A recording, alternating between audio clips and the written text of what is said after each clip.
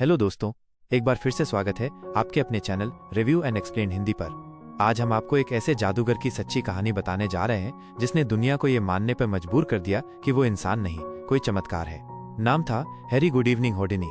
होडिनी का दावा था कि दुनिया की कोई भी जेल उसे कैद नहीं कर सकती, और ये साबित करने के लिए वो खुद पुलिस वालों को पैसे देता था ताकि वो उसे जानबूझकर जेल में डाले। पुलिस को लगता था कि वो अब कभी बाहर नहीं निकलेगा, लेकिन जब थोड़ी देर बाद लौटते तो होडिनी गायब होता। लोग सोचते थे कि वो कोई जादुई ताकत रखता है, लेकिन हकीकत में ये सब उसके शातिर दिमाग का कमाल था। गुड इवनिंग ने अपनी जिंदगी में एक से बढ़कर एक खतरनाक करतब किए, कभी बर्फ से जमी झील में बंधे हुए कूद जाना तो कभी हजारों सुइयों पर लेटना। पर उसे नहीं पता था कि एक दिन यही करतब उसकी मौत की वजह बनेंगे। फिल्म हुडीनी की शुरुआत होती है साल 1896 से। होडिनी और उसकी पत्नी एक पुराने थिएटर में अपना जादू दिखाने पहुंचे थे, लेकिन वहां पहुंचने के बाद होडिनी को लगा कि ये जगह अजीब है, तो उसने अपनी पत्नी से कहा, चलो वापस चलते हैं। पर क्योंकि ऑर्गेनाइजर से एडवांस पैसे ले लिए थे, वो बिना शो किए जा नहीं सकते थे। घोषणा होती है, होडिनी खुद को असली हथकड़ियों से बांधकर एक सूटकेस से बाहर निकलेगा। वहां बैठे एक पुलिस वाले को शक होता है कि हथकड़ियां नकली हैं, तो वो अपनी असली हथकड़ियां दे देता है। होडिनी उन्हें पहनकर सूटकेस में बंद हो जाता है। कुछ ही पलों में वो बाहर आ जाता है। सब दंग रह जाते हैं। असल में उसने एक पिन अपनी बेल्ट में छुपा रखी थी, जिससे उसने हथकड़ी खोल ली थी। यही पल था जब होडिनी ने तय कर लिया था, अब वो कोई मामूली जादूगर नहीं रहेगा, वो बनेगा द ग्रेट एस्केप आर्टिस्ट, जिसे कोई कैद नहीं कर सकता। अब कहानी फ्लैशबैक में जाती है साल 1886। छोटा होडिनी और उसका भाई मेले में एक जादूगर को परफॉर्म करते देखते हैं। वहीं से उसे जादू का शौक लग जाता है। पैसों की तंगी और पिता की नौकरी छूटने के बाद उसने स्टेज शो करना शुरू कर दिया। फिर साल 1894 में उसकी मुलाकात होती है बेस्को से, एक डांसर से।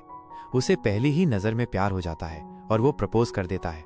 दोनों शादी कर लेते हैं, लेकिन क्योंकि होडिनी यहूदी था, बेस्को के घरवाले उसे घर से निकाल देते हैं। इसके बाद दोनों शहर शहर घूमकर अपना जादू दिखाने लगते हैं। हथकड़ी वाला जादू और उसकी कॉपी। जैसे जैसे होडिनी फेमस होने लगा, लोगों ने उसके करतब कॉपी करने शुरू कर दिए। उसे लगा कि अब कुछ बड़ा करना होगा। उसका सपना था एक हाथी को गायब करना। इसके लिए वो मिलता है जिम कॉलिंस से, जो अनोखे मशीन बनाने में माहिर था। जिम कहता है, हाँ, वो हाथी गायब कर सकता है।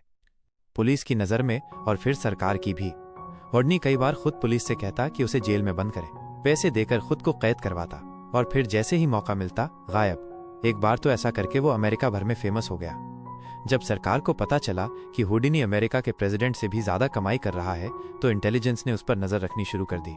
इसी बीच इंग्लैंड और अमेरिका मिलकर जर्मनी की जासूसी कर रहे थे, और उन्हें लगा होडिनी जैसा जादूगर जो कहीं भी घुस सकता है, जासूसी के लिए परफेक्ट है। उसे ऑफर दिया गया, हम तुम्हें अमेरिका की नागरिकता देंगे, बस जर्मनी जाकर हमारे लिए जानकारी लाओ।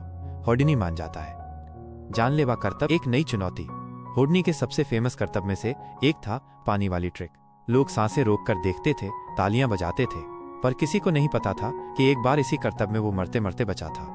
1906 में उसने एक नई ट्रिक की, दांतों से गोली पकड़ना। जो पहले जिस किसी ने भी करने की कोशिश की मर गया।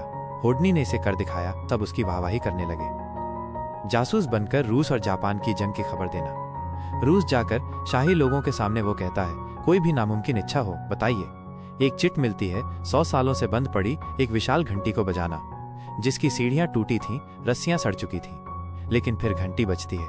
लोग चौंक जाते हैं और उसे सलाम करते हैं। वहीं होडिनी को पता चलता है रूस जापान पर हमला करने की तैयारी कर रहा है। ये खबर वो अमेरिका को दे देता है। 1914 जमाना बदलने लगा था। धीरे धीरे लोग मैजिक शो से बोर होने लगे थे। जहां पहले हजारों लोग टिकट खरीदते थे, अब सैकड़ों भी नहीं आते थे। चार्ली चैपलिन का दौर था, मस्ती टिकट, आसान एंटरटेनमेंट। लोगों ने कहा, अब छोड़ दो स्टेज शो। पर होडिनी ठहरा जिद्दी। वो ठंडी झील में बंधकर कूद जाता है।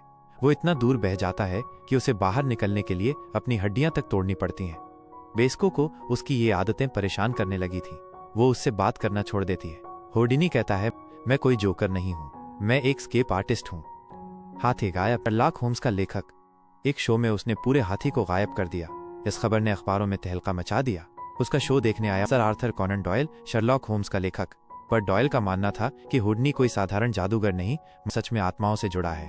होडिनी इस पर हंसता है, सब बस एक ट्रिक है। माँ की मौत और झूठे आत्मा संपर्क करने वाले।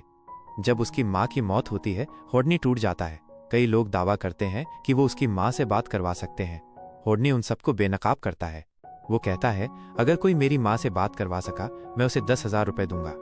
उसने एक किताब भी छपवाई जिसमें उसने अपनी सारी ट्रिक्स के राज खोल दिए। इससे उसके बहुत दुश्मन बन गए।